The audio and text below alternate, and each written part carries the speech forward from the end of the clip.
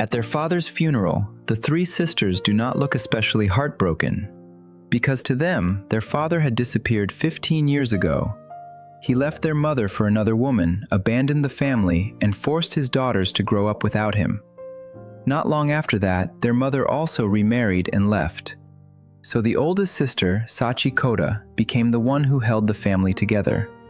She raised her two younger sisters, Yoshino and Chika, inside the old house in Kamakura, carrying responsibilities that should never have belonged to a child. If their father had not died, the sisters might never have learned that he had married again, lost that marriage too, and left behind another daughter. A 13-year-old girl named Suzu Asano. At first, Sachi does not even want to attend the funeral. She says she is too busy with work. But on the day of the service, she still arrives, and there, for the first time, she meets Suzu. This half-sister is supposed to represent the family's old wound, the daughter of the woman who helped break their home. But Suzu is not arrogant or defensive. She is quiet, polite, and painfully careful. During the funeral, the father's current wife cries as if she may collapse, then suddenly tries to push the duty of speaking to the guests onto Suzu. Sachi immediately steps in. She says adults should not force a child to carry adult responsibilities.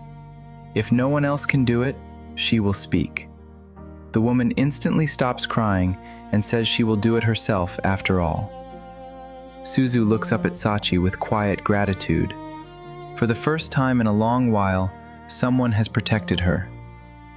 After the ceremony, Sachi, Yoshino, and Chika prepare to leave right away.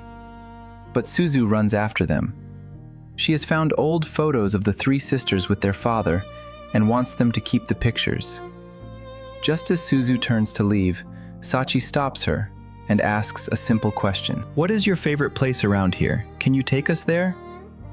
Suzu brings them to a beautiful hilltop with a view stretching over the town and mountains. It was a place she often visited with their father. Looking at the scenery, Sachi finally says what Suzu may have needed to hear for years. "Before our father died, you were the one taking care of him, weren't you? Thank you." Yoshino and Chika thank her too. Suzu breaks down in tears. Until that moment, her care, her loneliness, and her exhaustion had gone almost unseen. Now, three strangers who should have hated her are thanking her.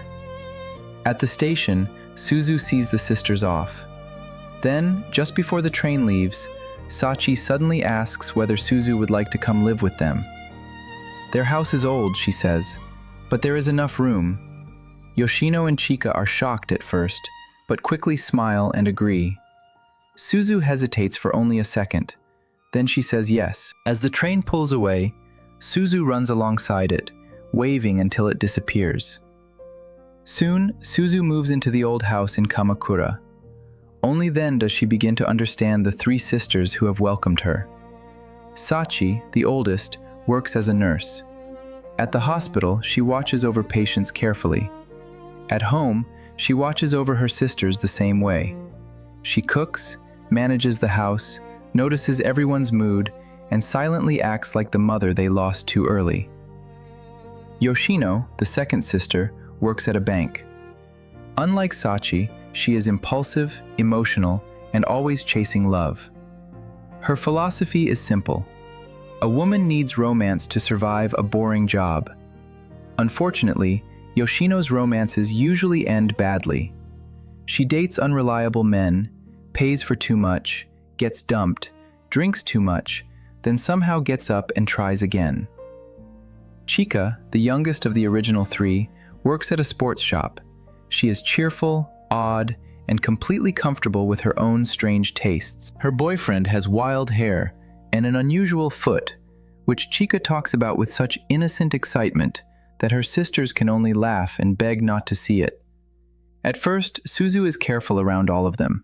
She speaks too politely. She tries to help with chores immediately. She believes that if she is going to live in someone else's home, she must be useful, or risk being disliked. Even their great aunt once warned Sachi not to take Suzu in. Raising a child is hard, and Suzu is the daughter of the woman their father left with. But Sachi answers calmly. None of that was Suzu's fault. She was not even born then. Still, Suzu carries guilt as if she caused the past herself. Slowly, the house begins to soften her. The sisters argue one moment and laugh the next. They tease each other, cook together, eat together, and forgive each other without ceremony. To Suzu, this messy, ordinary life feels like something she has always wanted. One night, Yoshino comes home drunk after another breakup and collapses in the living room. Chika falls asleep beside her. Suzu sits nearby, reading and watching over them like a small guardian. When Sachi comes home, she notices. As Suzu gets up to leave, Sachi gently tells her that if she ever has worries, she can talk to her anytime. Sachi has seen through Suzu's cheerful surface. She knows there is pain underneath. The next evening, Suzu drinks too much of Sachi's homemade plum wine and loses control. She rants about how much she hated her stepmother. Then she calls her father a jerk. Sachi watches and says Suzu's drunken behavior looks just like Yoshino's. Yoshino immediately protests, then goes quiet when Sachi gives her a look. After Suzu is put to bed, the three sisters sit around her and notice small details. A mole on her face, the shape of her ears, how much she resembles them in tiny ways. When Suzu wakes up embarrassed and apologizes, Sachi does not scold her. She simply says that when next year's plums are ready, she will make Suzu a non-alcoholic version. That is when Suzu learns about the old plum tree in the yard. Their grandfather planted it more than 50 years ago. For Sachi, taking care of the tree is almost like taking care of life. You have to prune, clean, protect, and wait. Only then does fruit come. Winter passes, spring arrives, the sea brings baby sardines, and the sisters eat shirasu rice together. Chika asks whether Suzu has ever eaten it before. Suzu pauses, then says no, but the truth is, the taste is familiar. Later, Suzu joins her school soccer team and quickly makes friends. She is talented, lively, and well-liked. She also grows close to a boy named Futa Ozaki. Their classmates tease them, but Suzu does not mind. She likes him. Together, they help a local seaside restaurant owner with fishing and drying fish. One day, the owner makes them a sardine sandwich. The moment Suzu tastes it, she remembers her father. He used to make the same thing for her. Futa suggests asking whether the restaurant owner knew her father, or asking her sisters. Suzu refuses. She says that is hard to talk about. After all, she is the child of the woman who took their father away. In her mind, just existing has hurt people. As they walk by the sea, Suzu thinks about her father's final spring. People had said he might not live to see the cherry blossoms, but he fought hard enough to see them bloom with her one last time. Futa understands that she is missing him, so he offers to take her for a bike ride. He pedals along a road lined with cherry trees, and Suzu rides behind him as petals float around them. For a moment, grief lifts. The world becomes bright, soft, and almost weightless. When the cherry blossoms fall, the plums ripen. Suzu finally climbs the tree and picks fruit, while her sisters sit below, happily telling her which ones look best. They write their names onto the plums before making plum wine, believing it makes the drink taste better. It is a small family ritual, and now Suzu is part of it. Then the phone rings. Their mother, Miyako Sasaki, is coming back for the anniversary of their grandmother's death. Sachi immediately becomes tense. Miyako missed the first and third memorials. Why come now? Yoshino and Chika think Sachi is overreacting, but Sachi senses trouble. On the memorial day, the four sisters arrive together. Miyako comes late. Yoshino and Chika are happy to see her and talk with her warmly. Sachi remains cold. Suzu stands off to the side, nervous and silent. When Sachi introduces Suzu, Miyako's expression stiffens, but she still greets her politely. After all, the affair happened 15 years ago. Suzu was only a child. Later, Suzu and Miyako meet awkwardly near the restroom and manage a polite conversation. When Miyako leaves, Suzu finally exhales. It feels as if one weight has lifted from her chest. But after the memorial, Miyako suddenly suggests selling the old house. She says the sisters will eventually marry and move out anyway. Sachi snaps. She tells Miyako she has no right to come back after years away and act like the owner of the home. The aunt stops the fight before it gets worse, but the anger follows them home. Yoshino says maybe selling the house would not be so bad.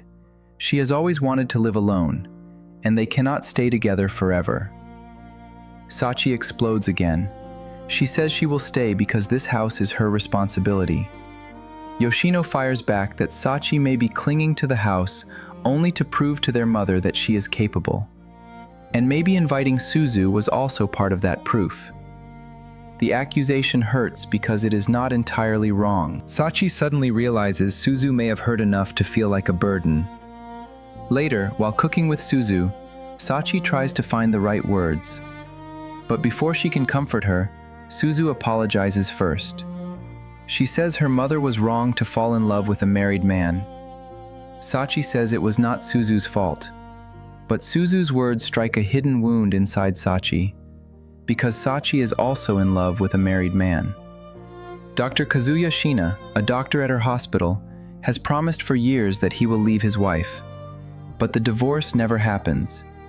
His wife is struggling with mental illness, and leaving her would bring guilt and judgment. So Sachi remains his secret. She has become the very kind of woman her own mother hated.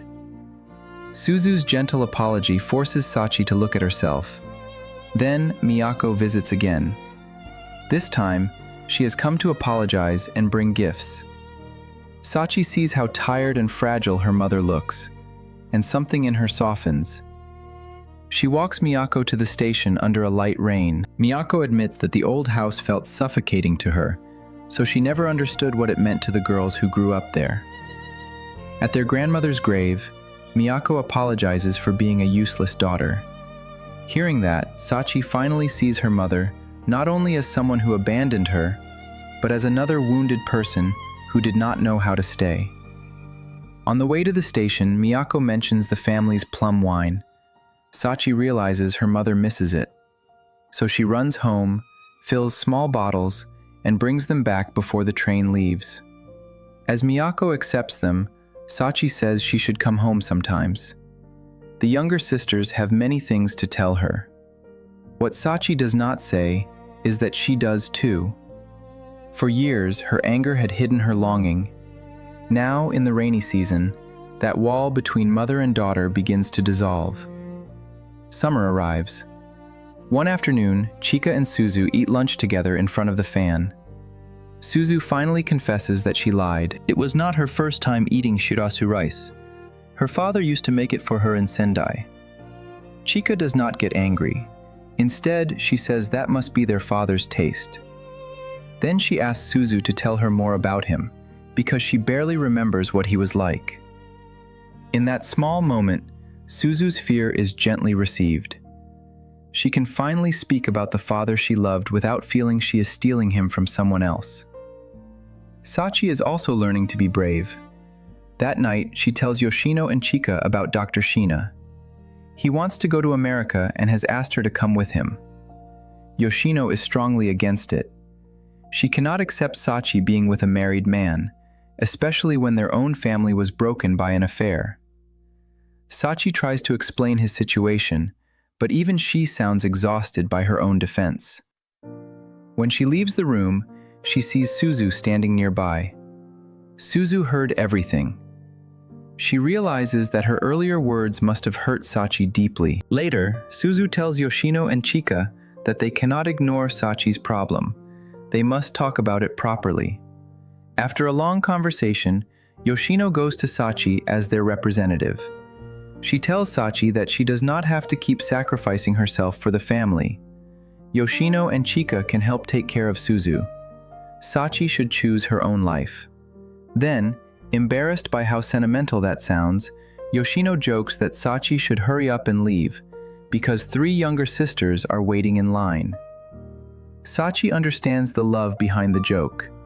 The next day, she meets Dr. Shina by the sea. The waves move quietly beside them. They sit close, but not too close. Sachi chooses to end the relationship. There are no dramatic tears, no screaming, just the sadness of adults who understand that love is not always enough when it hurts too many people. That same summer, the annual fireworks festival arrives. Suzu wears the yukata Sachi prepared for her and goes to the seaside restaurant with Futa. Before she leaves, the restaurant owner, Sachiko Ninomiya, gives her a box of preserved fish. Sachiko's illness is getting worse, and she says something that stays with Suzu. She envies Suzu's parents because they left behind someone as precious as her. Sachiko has no child of her own, and that regret has become heavier as the end of life approaches. That night, fireworks bloom over the water. Suzu watches from the sea with Futa. Yoshino, stuck at work, sees them from a balcony. Chika watches from the shoe shop where she works, content because she is with someone she likes. After the festival, Suzu sits at the station with Futa and finally admits her fear. She does not know whether she should keep living with her sisters. It feels as if wherever she goes, someone gets hurt. Futa does not try to fix the feeling with easy comfort.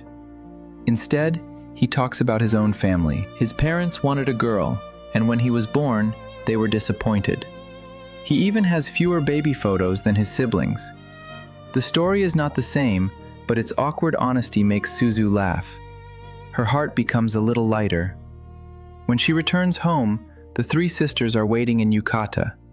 Sachi says they should have their own fireworks, just for the 4 of them. They stand together in the yard, holding sparklers as tiny lights bloom in their hands. For Suzu, this is not a grand event. It is better. It is family. After that night, Suzu changes. She becomes more playful. She stops acting like a guest. She even behaves like a normal 15-year-old, enjoying simple comfort without overthinking whether she is allowed to exist. Soon, Suzu's 15th birthday arrives. Sachi measures her height against the doorframe, continuing the family tradition. The marks of the 3 older sisters are already there. Now Suzu's mark joins them. Later, Sachi and Suzu climb a hill near the house. From the top, the whole town spreads below them. Sachi says she used to come there with their father when she was young. When she was angry, she would shout to release her feelings. Then Sachi yells that their father was an idiot. Encouraged, Suzu finally shouts out the pain she has been carrying. Then she says the words she was afraid to say. She wants to stay here. Sachi hugs her and tells her she can stay as long as she wants. And if she ever wants to talk about her mother, Sachi will listen. Autumn arrives. Sachiko, the owner of the seaside restaurant, finally passes away. Yoshino, who barely cried at her father's funeral, breaks down completely. Sachiko's partner thanks the sisters for being there at the end.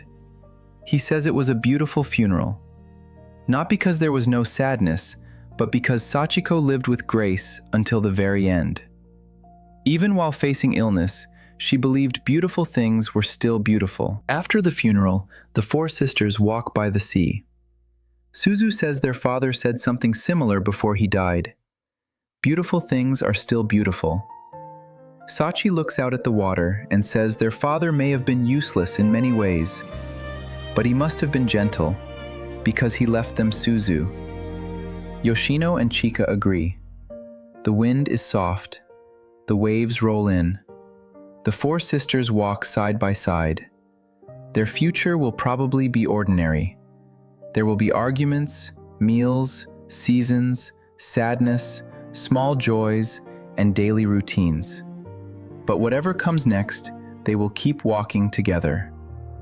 Our Little Sister is a 2015 Japanese family drama written, directed, and edited by Hirokazu Kore-eda, based on Akimi Yoshida's manga, Umimachi Diary.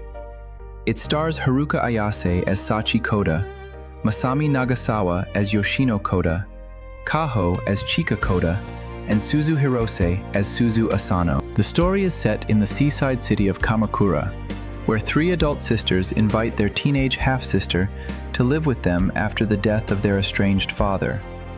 But the movie is not built around big twists or loud emotional explosions. Its power comes from ordinary life.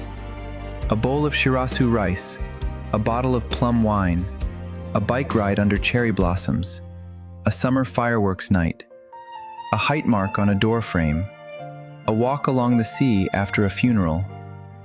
These small moments become the language of healing. Sachi learns to forgive her parents and herself. Yoshino keeps stumbling through love but begins to find strength in work and care. Chika seems carefree, yet she quietly holds the family together in her own light-hearted way. And Suzu, who once believed her existence hurt people, slowly learns that she is not a mistake. She is a sister. She belongs. That is the heart of our little sister. It reminds us that pain does not always disappear through one grand confession. Sometimes it dissolves slowly, through shared meals, through seasonal rituals, through people who keep making space for you at the table. Life is not always healed by dramatic change. Sometimes it is healed by staying, by living one day after another, by noticing that the plum tree blooms again, the sea keeps moving, and the people beside you are still there. And maybe that is enough, because ordinary days are not empty. They are where love quietly does its work. That's all for today's movie recap. If you enjoyed this story, don't forget to like, comment, and share.